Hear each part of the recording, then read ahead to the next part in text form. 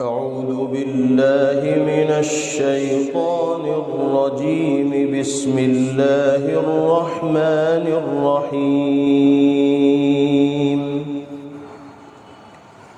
تبارك الذي جعل في السماء بروجا وجعل فيها سراجا وقمرا منيرا، وهو الذي جعل الليل والنهار خلفة لمن أراد أن يذكر أو أراد شكورا.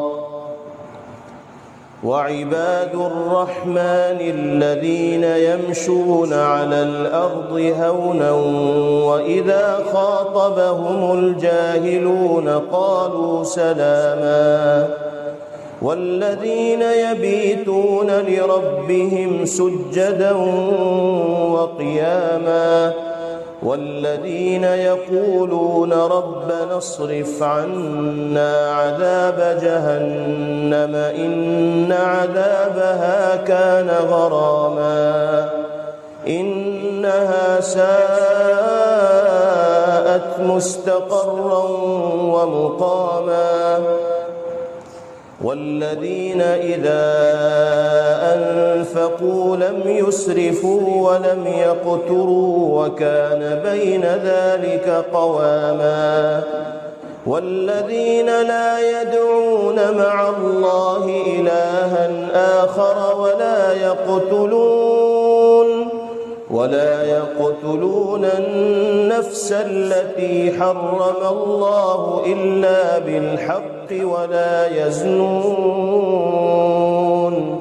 ومن يفعل ذلك يلقى أثاما يضاعف له العذاب يوم القيامة ويخلد فيه مهانا إلا من تاب وآمن وعمل عملا صالحا فأولئك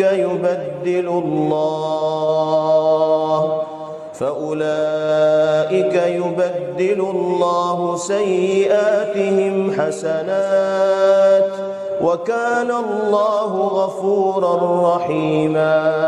ومن تاب وعمل صالحا فإنه يتوب إلى الله متابا. والذين لا يشهدون الزور وإذا مروا باللغو مروا كراما. والذين إذا ذكروا بآيات